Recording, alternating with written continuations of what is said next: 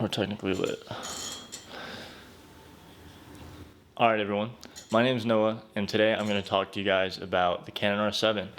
I've watched a lot of content on the Canon R7. I am shooting on a Canon R7 right now, and I even still watch content on the Canon R7. As someone who just doesn't have a ton of time to use my camera when I'd like to test things out, I love watching people talk about the amazing specs of the camera I already own.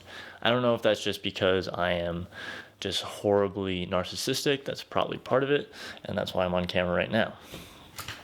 Sorry, I'm trying to fix the glare there. Can we do this without ruining the video? As I was saying, it's good fill light. As I was saying, I've seen a lot of people get in their quick videos talking about how great the Canon R7 is. Meanwhile, they don't take it off the tripod for 5 seconds. They say, this is a great camera for video, for YouTubers, because of the 4K fine mode. Well, yeah, the 4K fine mode looks incredible, which I'm not shooting on right now, by the way. Honestly, I probably should. Yeah, I might just do. I'm gonna switch to the 4K fine mode. There we are, beautiful image. 4K fine does look incredible, and I will not debate that. I'm so happy with it, and I'm just really glad that I get to have this image. But back to what I was saying is that they'll shoot it on a tripod like this and say, look at this 7K sensor downscaled to 4K. This is insane for the price point of this camera. And yes, it's true, but here's where I have a qualm. We don't have people trying to vlog with the 4K fine very much. There might be a video or two, I don't know. And whenever I use the 4K fine and I try to do any movement type videos with it, I'm left with some crazy rolling shutter and just an unpleasing look as far as the movement goes. We have micro jitters, even with the IBIS on. Quite horrendous, to be quite honest with you. Yeah, so I'd really like to see that. On top of that, I haven't seen much with the 4K 60, and I'm wondering within my mind here, I'm saying to myself in my head is what happens there. I go, why, when I'm editing the 4K 60 versus the 4K fine, or even the normal 4K versus the 4K 60 or the 4K fine, they grade different. And so I'm wondering, is the 10-bit only applied to the 4K fine, or is it only applied to 4K and not 4K 60? Or what's going on there? Because the 4K 60 seems to grade more like a 8-bit codec. And so that kind of confuses me, because I'm like, they shouldn't be really grading different unless I'm missing something, like maybe the more detail that's in there, it grades different. And I get that for like 8-bit versus 10-bit. I don't get that for 4K versus 4K fine. But I have been seeing it, and that's been kind of messing with me. So I feel like I should be able to go on one timeline and edit all kinds of 4K in this camera and achieve the same look. But that hasn't been the case. And if you guys have answers to these questions, please tell me in the comments, because this isn't just for the sake of ranting. I am seriously curious about these things, and I would love to know what to do so that I can implement things in my workflow to come out with the greatest content. And so I'm not saying this because I have a ton of experience using these features in the Canon R7. The only thing I've done really that mattered at all was a wedding I shot, but that did matter quite a bit. It was my first wedding ever shooting. I have some 4K, I have some 1080, I have some 4K 60, a lot of 4K 60, mostly 4K 60, and it just edited completely different. So I had to go into each like different clip and edit it differently. And so I'm like, what is going on here? Because everyone says this camera's 10-bit. I mean, the people who do tell you about it, they'll just say you get 10-bit when you use log. And I'm hyped that we have log. I'm hyped that we have 10-bit. I am so happy about those things. But I'd love to know what the parameters are. Okay, do I have 10-bit log? Because I can shoot log in 4K 60, I can shoot log in 4K normal, like the normal 4K, not the 4K fine.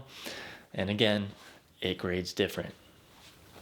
I love shooting log, love shooting 4K fine, I love all these features, and I love the Canon R7, to be quite honest with you, By the way, I'm shooting on the Sigma 18-35. If you've watched any of my previous videos, I just got this lens and I just can't take it off. And that's what most people say when they get it. So if you're considering getting the Sigma 18-35, this 11-year-old lens, I highly recommend getting this lens. And enough of that. So yesterday, when I was messing around with the Canon R7, I tested the 4K 60 with a crop. The crop mode, it only shoots in 60, and I tested the normal 4K, what some people call line skip mode. And what I learned was what some people already figured out, is that the 4K crop looks better than the 4K normal or line skip or whatever.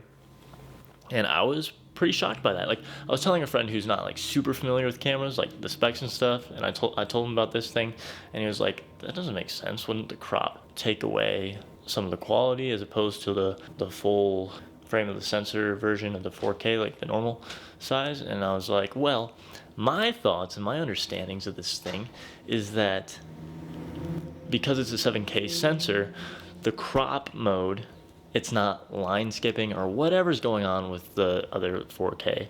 And so you're actually getting cleaner pixels, more true to the image that it's picking up. And so it's not like cropping in and stretching the pixels, it's just using less of them. If that makes sense. I don't know. If someone knows more about that, please, again, put it in the comments. And I don't think any other questions about it. But yeah, also, I'll just say one more thing. The autofocus, real good in... Am I getting some banding? That can't be from this. I couldn't imagine. Is that... This is like a professional light. Okay, please excuse the banding in the background. I've been getting a lot of that too. I honestly think it's from that light, as opposed to my key light.